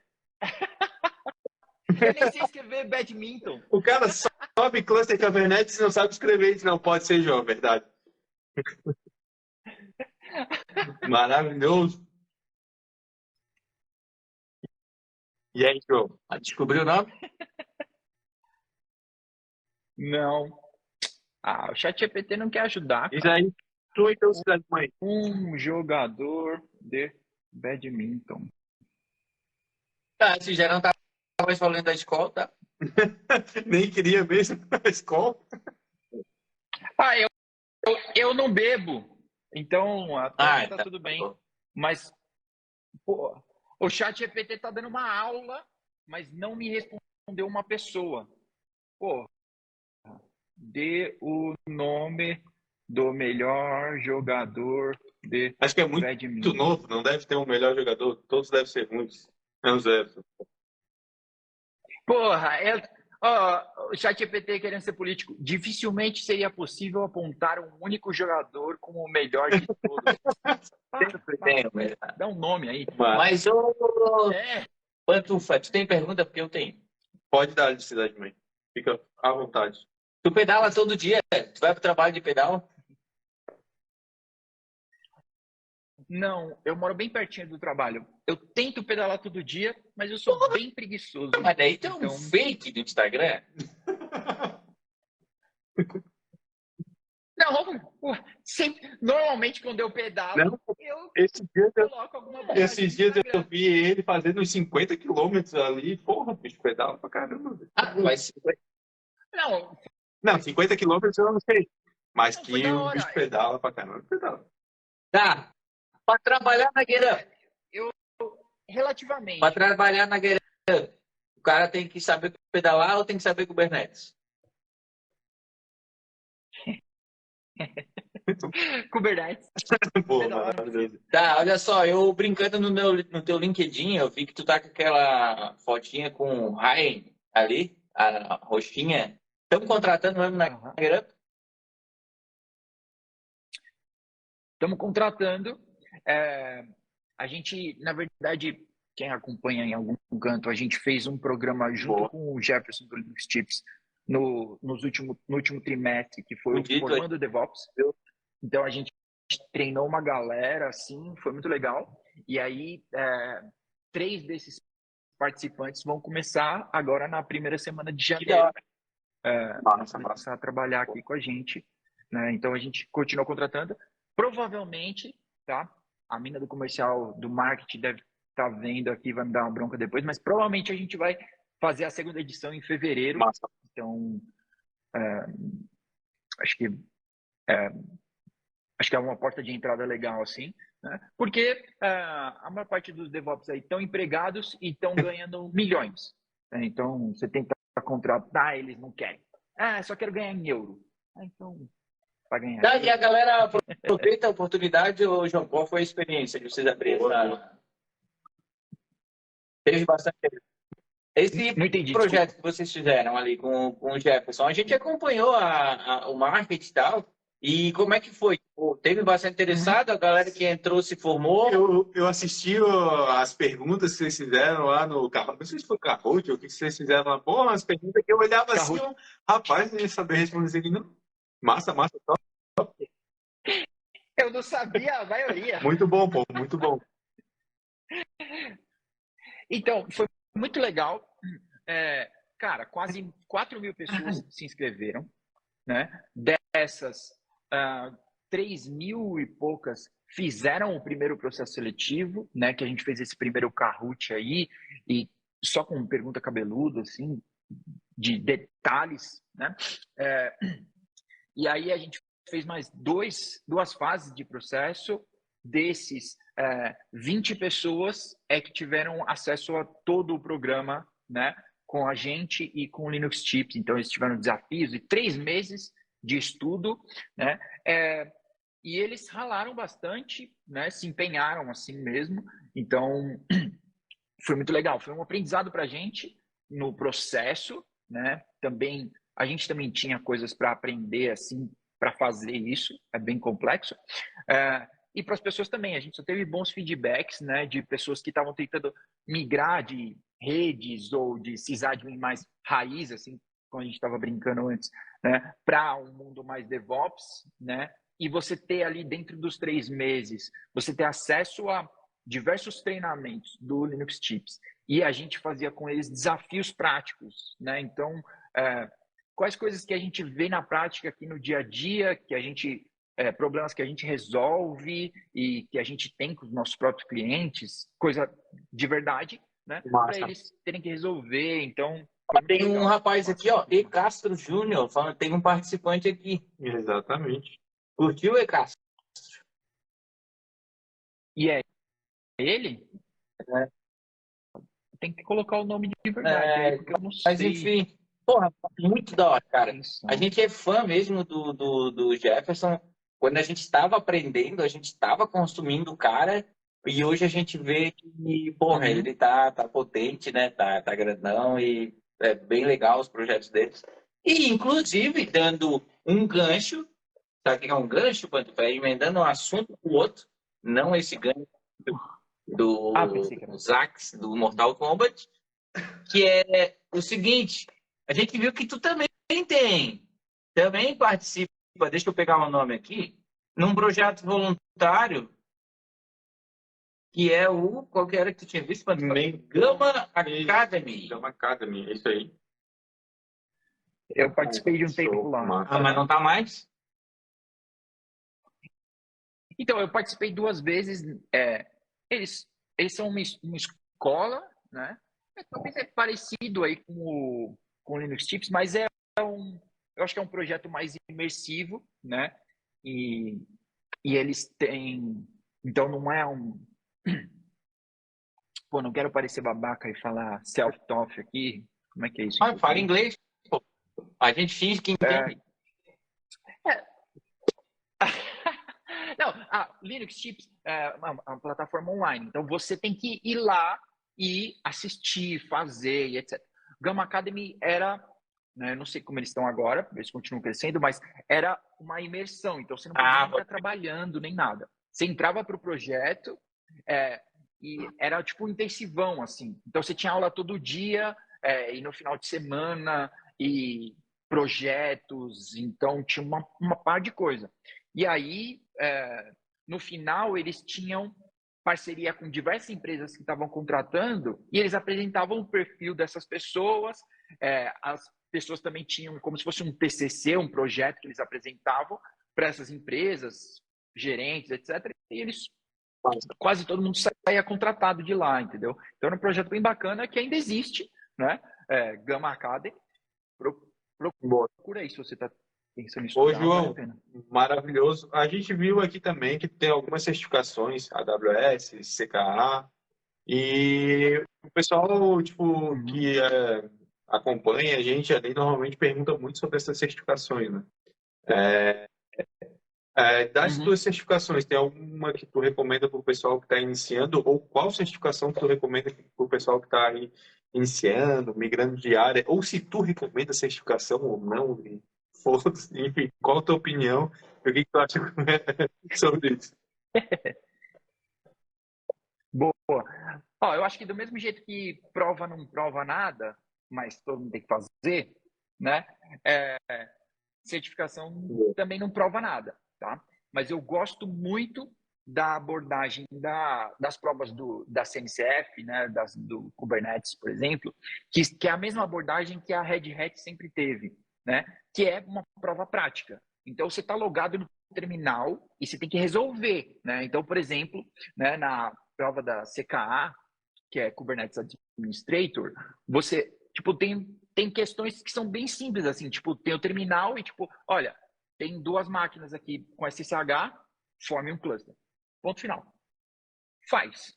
Tem que saber, tem que fazer na prática e funcionar bem, não é múltipla escolha. Então, que eu acho diferente da LPI, né, que é decoreba.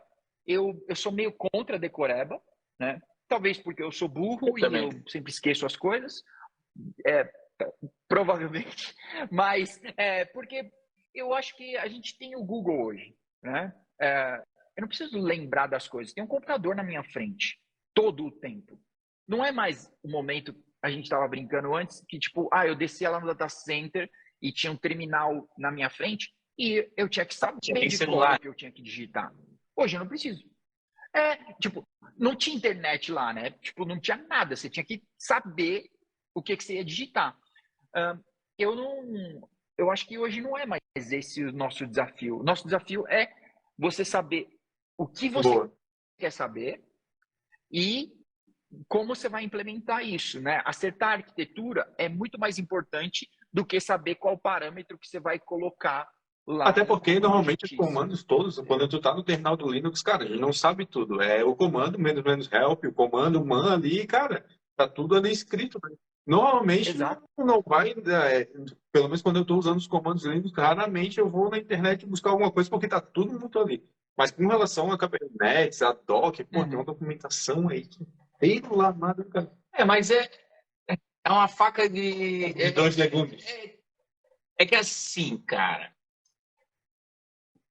eu concordo que provas de múltipla escolha acaba virando uma decoreba. Entretanto, eu tirei, né? Eu fiz LPI 1 e eu fiz LPI 2 para não perder a 1. De fato, De fato, acaba que, porra, como é que eu vou estudar? Eu vou pegar um livro, vou seguir o passo a passo. Eu vou fazer simulado. E beleza. O que eu aprendi com isso? O livro da NPI, cara, ensinou coisas que eu que eu já usava e nunca tinha parado para pensar. Por exemplo, porra, por que tem os diretórios, a estrutura do diretório do Linux tem barra etc, barra bin, barra cbin? Qual a diferença do bin para o sbin? Saca? Aí ali naquele, se tu de fato quiser aprender e não quiser pegar o certificado, né, cara? Igual tu falou, para mim o certificado não, o cara, porra, hoje eu tô numa posição que eu também contrato pessoas, né? Então, pô, o cara vem para entrar pro setor, tem certificado? Show. Não tem certificado? Show também. Vamos pro laboratório, os dois, e foda-se, entendeu? Então, assim, o cara que faz a certificação para ter certificado, só para pegar o certificado, o cara vai no simulado, mano, e decora tudo e vai passar. O cara que pega, se não, vou fazer um laboratório. Porra, qual foi a minha estratégia de estudo que deu certo? Porra, eu tô muito concentrado para falar isso, por favor, prestem atenção. O jeito que eu consegui estudar para Linux, assim, e estudar de verdade foi, eu peguei o livro e daí eu assim, caralho, isso aqui eu nunca vi, vou testar no terminal. Pá, testava no terminal, dava pau, ia lá, voltava no livro, continuava, isso aqui, bababá, bababá, pô, isso aqui é legal. Ia pro terminal e dava um erro e o cara digitava, igual o Pantufo falou, e é menos help, e é man, e vai atrás, né? E daí, porra, aprendi muita coisa de Linux lá que eu já usava. Na real, o que eu fiz? Eu aprendi o conceito do que eu já estava vendo na prática. Que a gente. Sim. Eu sou um cara que eu costumo dar descarga antes de mijar. Eu sou muito afobado. Tenta o Enter, meu amigo. Meu Deus do céu, esse bicho aí Eu sou muito afobado. Então, assim, eu gosto de me fuder antes de entender e aprender depois do que eu fiz. Então, pô. Melhor maneira. E daí, lógico, né, cara? Isso é ruim, não é bom. É tu planejar e executar, e não executar e planejar. Mas eu desisti de tentar me corrigir e hoje eu me adaptei com meus erros. E daí, porra, igual tu falou. E o Pantufa também. O Pantufa, onde ele trabalhava antes, eles faziam muito isso. Porra, olha só. Instala o Elasticsearch aqui. Foda-se. Dava as costas e depois voltava a ver o que o cara fez. Às vezes tinha gambiarra, às vezes... Não, real. Às vezes o cara foi lá, instalou e tinha gambiarra.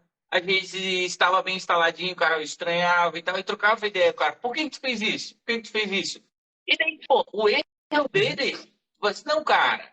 Ele, quando começar a trabalhar, esse erro que o bicho fez, ele corrige em um segundo. Diferente do cara que decorou, foi lá, assinou a prova e entrou. Isso é o legal da TI também, né, cara? A TI é muito... eu acho que tem bastante de QI, mas tem que comprovar que foi passado. Inclusive, uma curiosidade, João. Fui professor por 3 anos no Senai curso técnico. Então, assim, a gente, quando tá fazendo os vídeos aqui de Linux e tal, eu falo para os caras, olha só, quando eu dava aula, os alunos não tinham essa dúvida, tinha essa outra dúvida. Sabe que daí é onde eu acho que a gente está conseguindo acertar um pouquinho mais os nossos vídeos lá de Linux. Pô, eu fiz Senai, cara. Eu fiz Senai. Acho que foi maravilhoso. Estamos quase encerrando. João, ainda falando um pouco sobre vagas. É que eu vou esquecer se eu não perguntar. Tá, eu vou deixar o Gui perguntar a cidade-mãe, porque senão... Qual que é o desafio no recrutamento hoje, a tua visão? Tipo assim, quero contratar um cara, a gente sabe que tá difícil, que a pandemia globalizou o mercado de TI de um jeito fudido. Estão matando por DevOps. Isso. E daí eu queria saber, qual que é a tua visão com relação ao recrutamento? O problema são as pessoas, o problema são as empresas. O que tu vê assim, de desafio hoje para contratar alguém?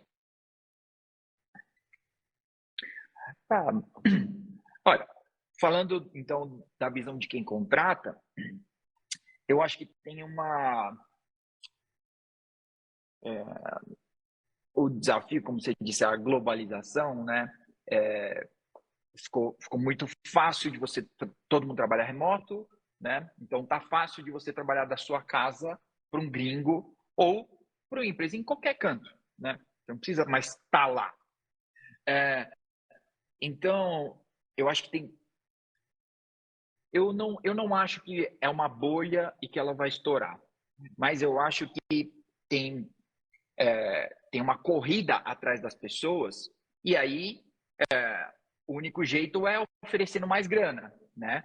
Só que tem gente hoje que está deslumbrada com salários gigantescos e de repente ela não tem o know-how todo, né, para essa base salarial, tá? E isso pode dar problema em breve, porque imagina que um DevOps pleno, tá? Digamos um pleno aí, tem gente aí ganhando tipo para lá de 15 conto, né? Fácil, sim, tem muitos. E aí, tá bom, o que você precisa para ser sênior? E quantas empresas tem para contratar gente e pagar 20? E aí você não vai sair de pleno para virar sênior e ganhar 12.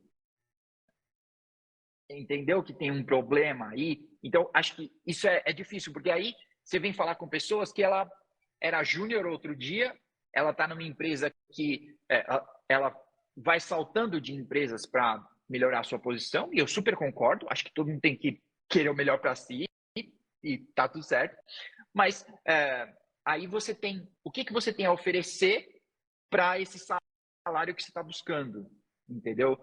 Perto dos desafios. Então, no meu caso específico, né, quando eu preciso contratar, eu estou procurando um DevOps pleno em Kubernetes. Então, tipo, não, mas eu tenho 15 certificações de AWS. Tá bom, mas eu preciso de alguém que tenha CKA. Não, eu não sei nada de Kubernetes. No meu cenário, você não é pleno. No meu cenário, você é júnior, porque você não sabe nada de Kubernetes. Você sabe da Docker Run. Quantos clusters você já subiu? Eu já subi uns 10. Quantos em produção? 0. Eu já subi 10 minikube. Você nunca subiu nenhum, então, meu amigo. Tá? Então, tipo, essa é a dificuldade, encontrar gente com uma experiência, né, que não esteja ganhando milhões de dólares, que não é a nossa realidade aqui no Brasil, assim, a realidade das empresas, né? Tem uma conta que a gente tem que ir fazendo, então... E tá difícil contratar? Não, fácil. Tá difícil contratar. É um combo fácil, DevOps e AppSec. Pega esse combo aí, tu fica 8 meses para contratar os dois. Deus. Vai, Pantufa, faz outra pergunta que daí eu vou fazer a pergunta de encerramento. Boa, maravilhoso. Vagas. Tem um pessoal aqui da área de SEC, Digital ISA, e tem um cara aqui que a gente sabe que é de SEC também. Perguntou se tem vaga de estágio ou vaga júnior, talvez, aí na GetUp. Como é que tá a parte de SEC aí? Vocês têm alguma coisa maravilhosa? O famoso DevSecOps. O famoso AppSec, DevSecOps. O DevSecAmole SecAmole de Gilgal. É verdade. Então, nesse momento, eu não tenho vagas de júnior abertas, porque eu estou contratando júniors através do Formando DevOps. Então, eu provavelmente vou abrir uma próxima versão, sei lá, do programa, e aí as pessoas vão poder participar e entrar aqui já com conhecimentos mais do que a gente precisa, né? Mas que eu acho que a pessoa que participa do programa, ela tem muito a ganhar, porque o que eu vou aprender que vocês precisam? Kubernetes, AWS, containers, Git, é só o que todo mundo precisa. Então, seu currículo vai crescer bastante, assim, né? E você, no final, corre o risco, né, de ser contratado, assim, ou de receber uma proposta, né? Então, eu não tenho vagas para júnior, tá? Mas sim, eu estou procurando alguém de segurança, mas que saiba de segurança. Não adianta... eu não estou procurando um pen tester, tá bom? Eu não estou procurando alguém que sabe trocar a porta 22 pela 2222. Também não é essa pessoa que eu estou procurando. Então, se você já vive ou conhece esse mundo cloud native com um olhar de segurança, tá? Eu acho que esse para mim é o resumo de DevSecOps, né? Então, é alguém que sabe o que é o mundo Cloud Native, né? Que está pensando em segurança para containers, Kubernetes. Não é alguém que simplesmente, tipo, quer fechar portas de firewall e etc. Né? Então, essa pessoa... Maravilhoso. Encerramento da mãe, por favor. Agora, todo seu, João. Maravilhoso. Não é o encerramento, eu vou fazer mais uma pergunta e daí a gente vai encerrar. Viu, amanhã, às 5 da manhã... o João não está na empresa ainda, ele vai pegar a bike, vai fazer 50 km, depois que vai para casa, então é noturno. Ô, João, mas é assim, ó, sabe uma pergunta que a gente escuta muito, cara? O nosso conteúdo, ele é sem rumo, né? Então a gente faz, solta umas piadas, tem gente que entende porque é avançado, tem gente que começou e já está entendendo. Então a gente pega do Helpdesk e é o maluco que está lá debugando a aplicação lá na ponta, né? Só que assim, a gente está... nossos roteiros, nossa produção para o YouTube, a gente está aqui vendo como é que faz o Guia Foca, como é que faz as paradas. A gente quer ligar o Linux e, pô, vamos começar pelo básico. Vamos deixar registrado no YouTube uma sequência de vídeos falando sobre Linux. E daí, quando a gente fez isso, cara, começou a vir uma galera perguntando assim, ó, como é que eu entro? Por onde eu começo?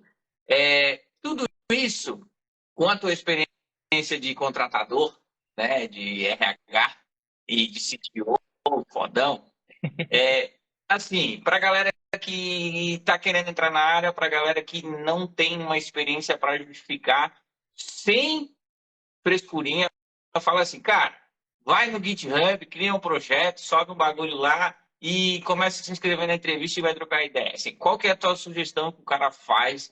De fato, assim, não tenho porra nenhuma para fazer amanhã, vou ligar meu PC às 8 horas em casa, o que eu faço para eu começar a me candidatar nas vagas e ter alguma chance para entrar no mercado de trabalho?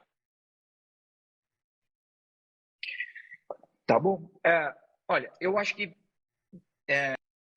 se você não tiver TDAH e você conseguir focar e criar um método de estudo, tá? Eu tenho muita dificuldade, mas eu conheço pessoas que são super focadas assim e ela faz. Então, se você tem esse... E normalmente o desafio te move. Então, eu acho que esse caminho é simples. Tem muito conteúdo na internet, a gente tem a internet, a gente que é velho, tipo, não tinha isso, a gente só tinha um man, né? E é muito complexo.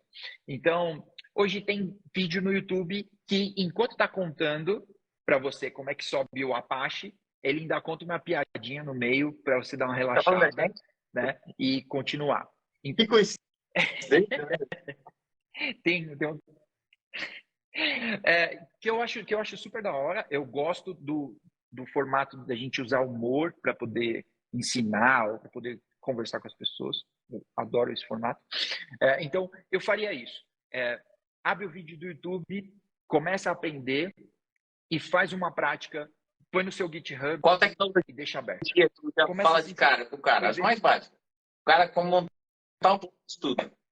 Cara, então, primeiro eu quebraria a cabeça um pouquinho com o Git para aprender os comandinhos básicos ali, push, pull e etc, para você criar o seu projetinho, né? E aí eu tentaria alguma coisa de cloud. Tem muita vaga e tem vaga do estágio ao super avançado e que é fácil você criar coisas, né? Então, talvez, se você já sabe alguma coisa de Linux, né, já tem alguma ideia de rede, alguma coisa assim, sei lá, eu iria para isso, né? Alguma coisa pensado em IAC e cloud, que você declara lá e cria, tipo, cria um servidorzinho que sobe o WordPress, né? E bum, com um comando. Pô, que da hora. Me explica, né? Normalmente nas minhas entrevistas é isso que eu vou falar para a pessoa. Tipo, eu vou dar uma olhada, vou stalkear o LinkedIn dela, vou stalkear o GitHub. Se ela é novata, tipo, cara, me mostra o que você já fez.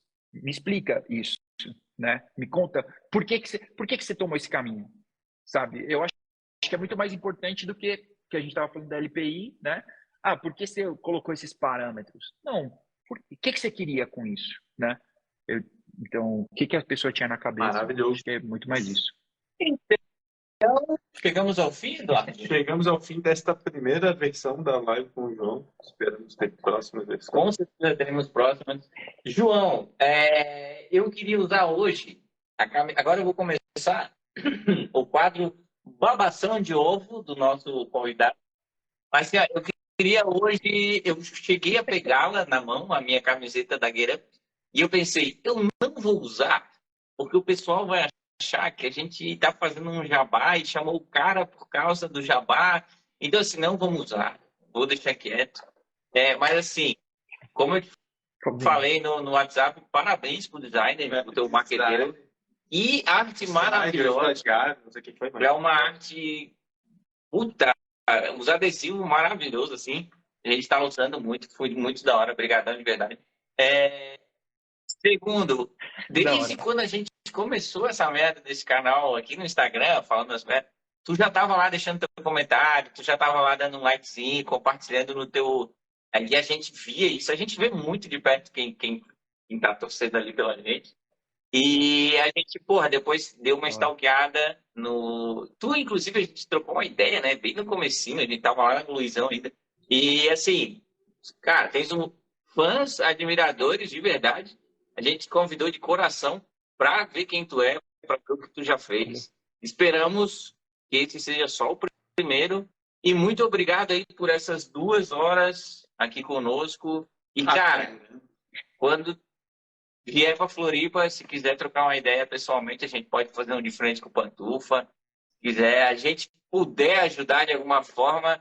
Nós somos poucos, mas somos muito loucos. Então, se quiser que a gente ajude a divulgar alguma parada ali do Formando DevOps, se a gente puder, cara, estaremos à disposição. E, de verdade, muito obrigado. E, infelizmente, hoje o Salah não saiu da Copops ainda. Exatamente. Ele teve um problema, teve que ir para uma outra cidade, porque ele é pai de gêmeos e as crianças estão num lugar e ele estava em outro, precisou arrumar o carro. Então, de verdade, ele não pôde aparecer, a gente não quis adiar novamente. Salah é pai de um cluster. O Salah já meteu ali um cluster de cara, tá? Mas ele também tudo que a gente está falando aqui são os 3, tá? Maravilhoso. Se tu quiser também deixar suas considerações, falar para a audiência, seguir a Get Up. Legal. Então, primeira coisa, segue a Get Up. Então, @GetUp, eles pagam todas as minhas contas. Então, primeiro eles, tá? O segundo... Isso, principalmente Matheus. O segundo é um salve pro Rodrigo Welst, é o designer que tem todas essas ideias dos adesivos, da camiseta, das capas do Kubecast. Cara, ele é um gênio, ele e o time dele.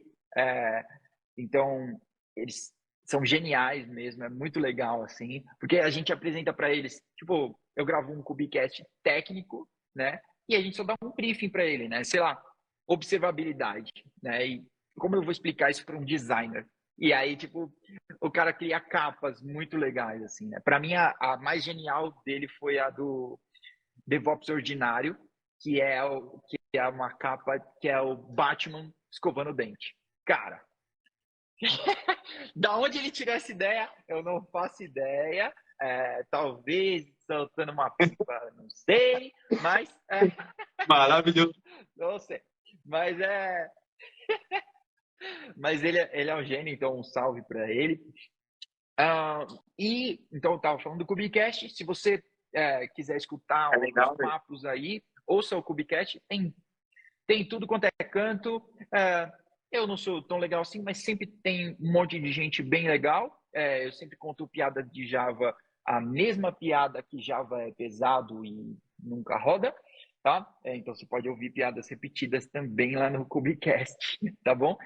Tem no YouTube também, né? Tem em todo canto assim. Então se você quiser, além de ouvir, ver a minha cara, tem no YouTube. E é legal. Dá pra a gente já assistiu, já escutou uns lá, é legal. Eu acho que eu escutei esse aí do Ordinário, agora eu não vou lembrar nenhum caso lá, mas eu escutei no carro e, porra, achei da hora, porque a gente tava curioso, quem é esse cara aí? Quem é esse João Brito Júnior? E daí a gente foi escutar o podcast e tal, bem legal. E é isso. Fechou a page. Legal, legal.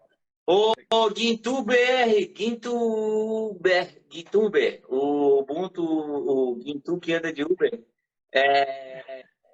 Bora trocar ideia, pô. Pode chamar nós aí. Se quiser trocar uma ideia, a gente se conhece pessoalmente, tá? E, João, cara, de novo, obrigado. Valeu, mano. Valeu. Até a próxima. Um beijo pra Eu vocês. sou muito fã Até de mais. CTOs que usam boné de aba reta. Um abraço. Esse é do LinkedIn. Um abraço Falou, pro mano. LinkedIn também.